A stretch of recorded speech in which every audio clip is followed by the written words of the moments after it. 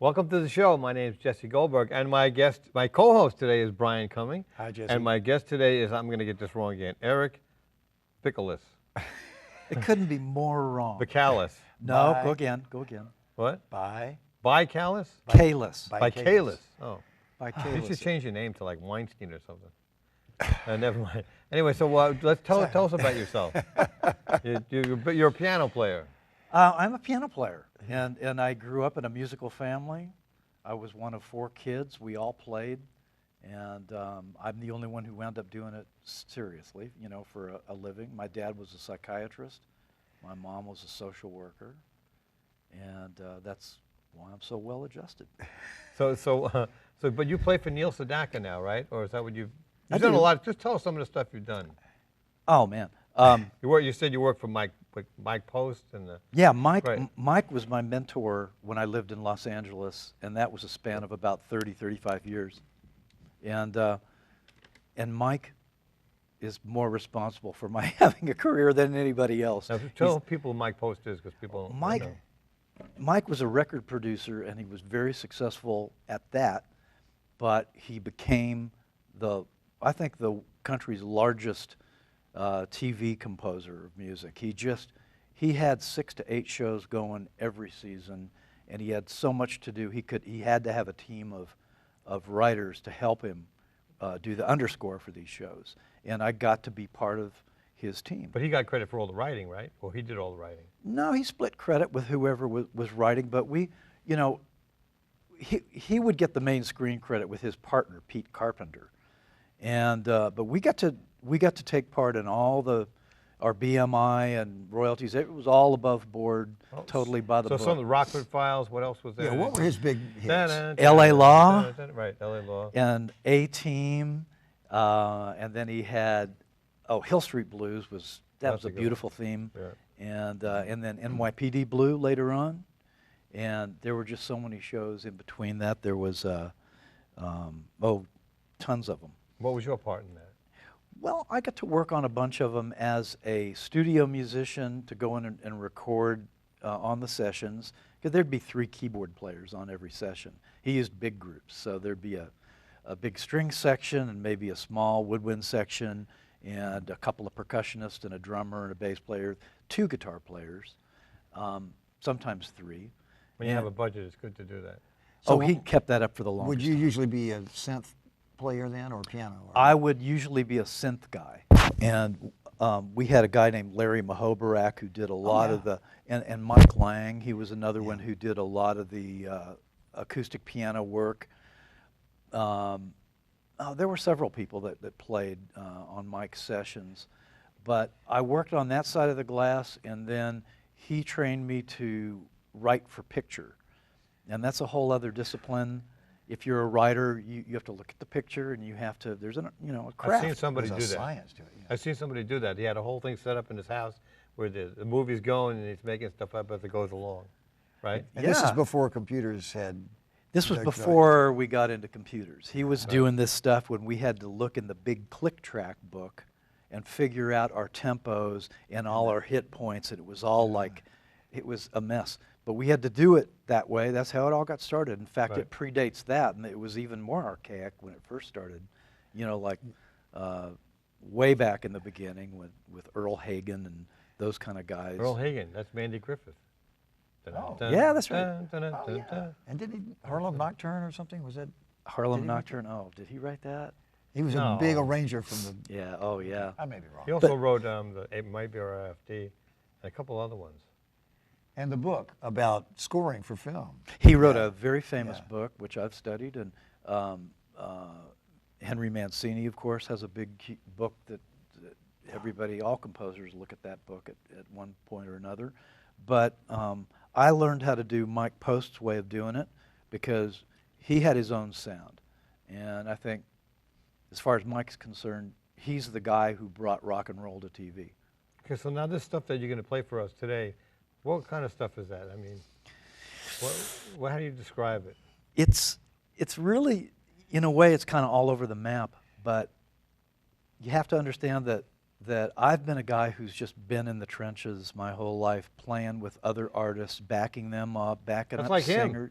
He's the We- same we way. really- Yeah. We really relate. Yeah, we can He's the pull same way. from He all was in kinds of. Shana yeah. Na and played for that guy, that funny guy, Martin Martin Mull. Mull. Martin Mull and his Right. furniture. Oh, my Yeah, God. no, there's a guy who pulls from a lot of directions too. the Every best. song is different. Now he And plays so- George Harrison as a wanna Beatle. But Yeah. the thing of it is that if you're wanting to be a studio player, if you want to be a, in that, I mean, back then you could do that. I don't know if you could make a living doing that now. It was hard enough back then when there were records.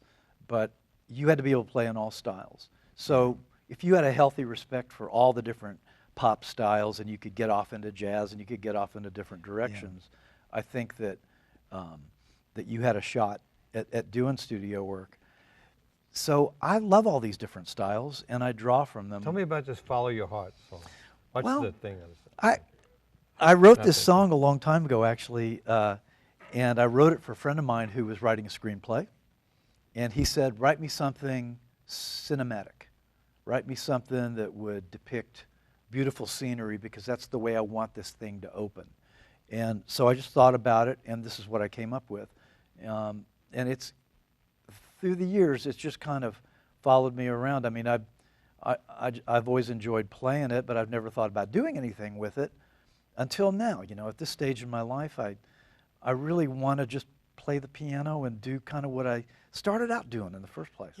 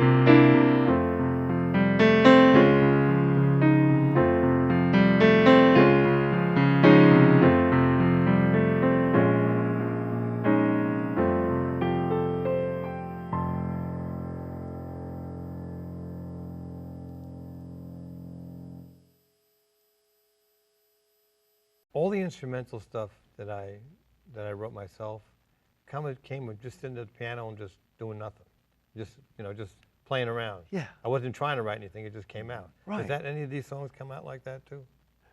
I mean, they were almost like exercise. In fact, the theme song to this show came out just by me sitting down and playing and just fooling around. I wasn't even trying to write anything. I was just playing. So I mean, did any of these songs come out like that without purposely wanting to write something? No.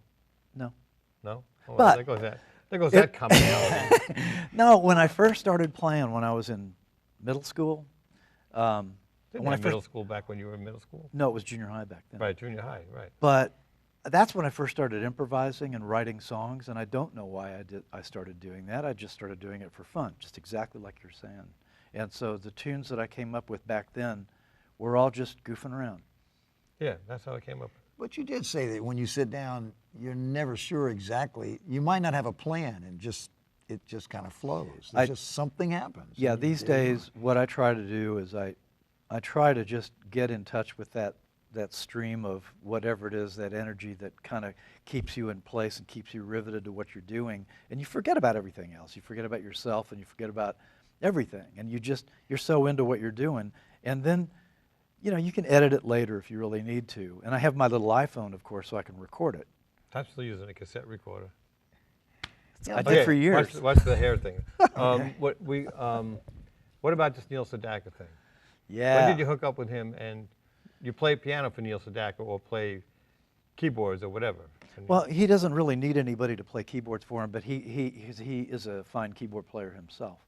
But we don't have a guitar player in our group, and if he wants to stand up and sing, the bottom sort of drops out. So he and the group decided to hire a second keyboard player, and that was 30 years ago. And I knew all the guys in the band from having worked in the studio with them. I went and did the audition, and I wound up getting it, and I've been doing it ever since. That was 30 years ago. That was after he had those hits, right?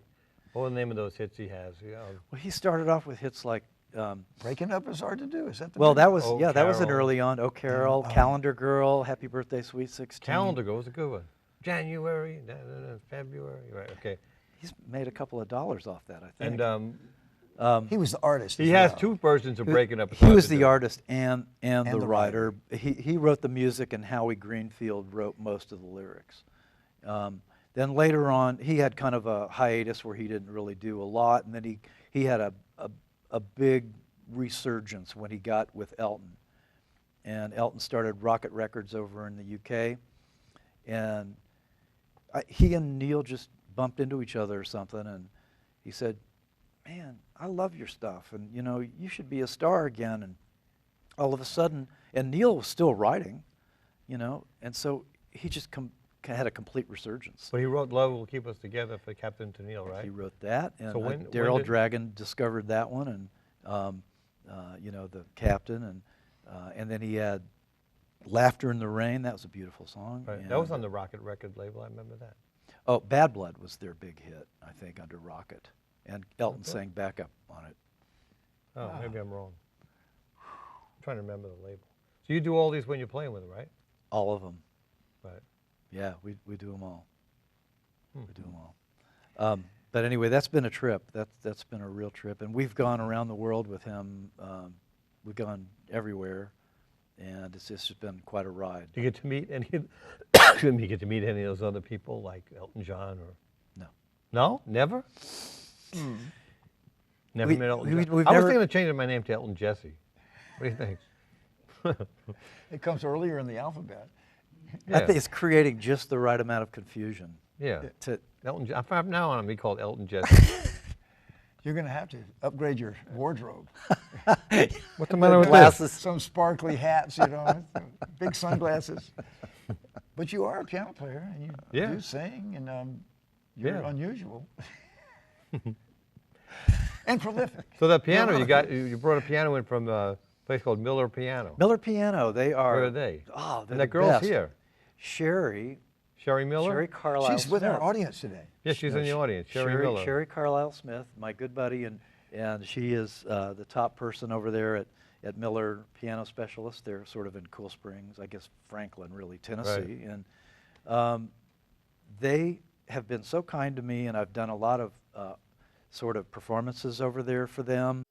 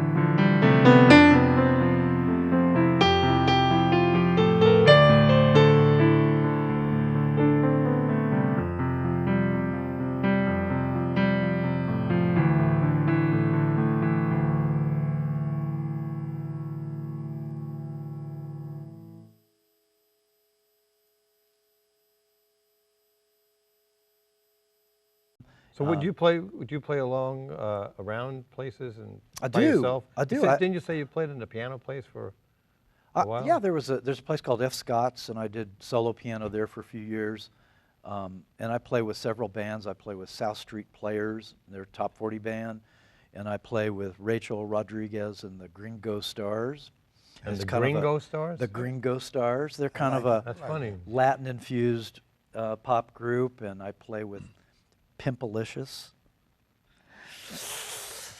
And I play with the Flashbacks. I sub for them. But there's a lot of bands around town that I do play with, and then I still do my solo stuff. Have you ever played with Brian? Well, We've been in crossed paths, like you the never played in the people who same band? played in the Pointer we've Sisters. never been in and the same band. No, Jack Mack. We've had common. He's really good. He can play like anything. I know. We spent a long time together in L.A. We were both buddies, in L.A. and You were buddies playing in the L.A.? same circles. Well, we knew we were in the same crowd, same Really? colonial You guys exodus. were big shots. No, but we knew Big Shots. We were trying to get arrested. That's Right. what we were trying to do. Yeah. Well, you got the job with Mike Post. That's pretty big for That LA. was that was a That's godsend. really big. That was a godsend. That was unbelievable because it turned out it just worked itself into so many different things, and so many of the people that I met out in L.A. are because of that one connection. I met him through Mike or through a friend of Mike's, or these things branch out. But Mike was hot back then. He was doing everything. He had everything. He produced Classical Gas. Oh, Mason really? Williams. He even wrote part of it. He didn't get credit for it, but he, That was earlier than this. that was hot earlier than period. when I went out there. Yeah. But he did that for Mason Williams, and then he had another hit with Kenny Rogers in the first edition.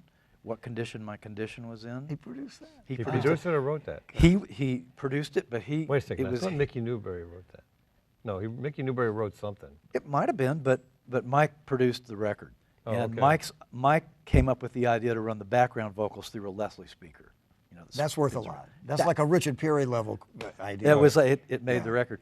So he did that, and he's had other hits. He worked with Dolly and everybody. And Let me ask you a question about yourself. Do you find yourself improving as a piano player, or you're getting worse, or you're getting the same, or you know what I mean? I find myself I'm the same as I was like 10 years ago. I'm just coming up with more songs. I've had periods where I've felt that way, and it's usually because there's so many things going on in my life and other people that are, that are there and stuff that it's just you're very spread out with a lot of things. And now I'm living by myself, and I play the piano all the time. I still take lessons when I can. Really? So you always keep trying to improve. You live Always. by yourself, all by yourself? Yep. You need a dog. I have a cat. A cat? Cat, yeah. He's on the dark side. He's You get a dog. Yeah. I love dogs. But anyway, I do feel like I'm improving because I'm putting so much into it still. But I enjoy it Do you ever just sit down and play and just lose yourself? all the time. Yeah, that's what I like about it. I just got this new piano. My piano I got when I grew up.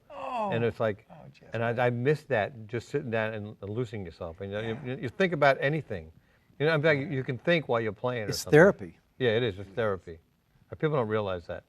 You know what? I've got a course that I'm writing, because I also teach too. And I teach for a university in San Francisco. I teach online. And they're called the Academy of Art University, San Francisco. They're an accredited college. They've been around since '29. And I teach music theory and ear training and arranging and stuff like that. And I'm writing a course right now that I'm going to have available called How to Practice the Joy of Music. And it's all about how to enjoy practicing.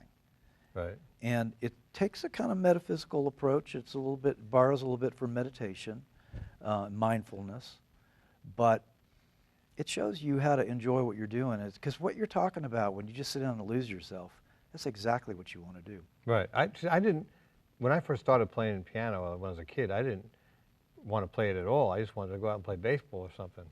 And then it's probably the same way, right? Exactly. And then all of a sudden you start liking it, and you said, "Oh, look at this," But your parents have to torture you when you're a kid. You had to get that basic stuff in. You know what kid? If you were to teach We somebody, didn't have helmets If when you we were grew going to up. teach somebody piano, you're going to teach somebody piano right now.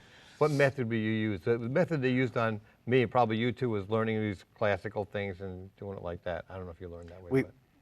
I was completely classical and Right. everything that went along And with everything, you had to that. read every single note. What would you teach somebody, a beginner right now? Would you teach them that way, or would you teach them in the chords or in the theory? Oh no, I would teach them a much more broad spectrum of things, because I didn't get the ear training until I got to college, and I played by ear just naturally, Right. and it's something that just happened. But if you help somebody along and show them how to develop it, it goes that much faster. See, I remember the exact moment I could sing and play at the piano at the same time. I remember exactly when that happened. I said, "Oh my God, this is how you do it!" And I couldn't do it because I was learned how to play by the notes, and I couldn't play anything unless I played it by the notes. And all of a sudden, I remembered, "Oh man, I just did it!" And then I kept going from there. You know, what's really ironic is that everybody in this business, making his or her living as a musician, pretty much plays by ear. Pretty much. I mean, there are some people who are maybe accompanists, and they have to read big, heavy scores and stuff, and they're really great at that, and they're not so good at playing by ear. But most people who are in the biz are playing by ear. And yet that's the hardest thing for me to adapt to reading music. Even though I've had all this classical training, it's still hard for me to read music. Easy to play by ear. Love playing by ear. Right. Reading music is still hard. Yeah, it's a pain also. And the people who are really good at it, it's all very natural. It's like... But sometimes the feeling is not there the same way. Well, You can't really, I've found that when you're reading the music, you just don't, for the most part, you don't have the same feeling for it. It's another layer of That's it. understanding. You know, you have to get through Although the them. classical people who read the music Yeah. do have They that bring- feeling. yeah. They do have that feeling for it. So. If you're only playing the notes and you're reading and you're not putting in any of the Right. feeling, then you're not doing it But the quite classical, right. anyway, we got to get going. We have to wrap this up. Anyway, our guest has been, now let me get this right, Eric Bikales, who has this CD called Follow Your Heart, which you've heard in this program. And we'll be back next week with another edition of the show.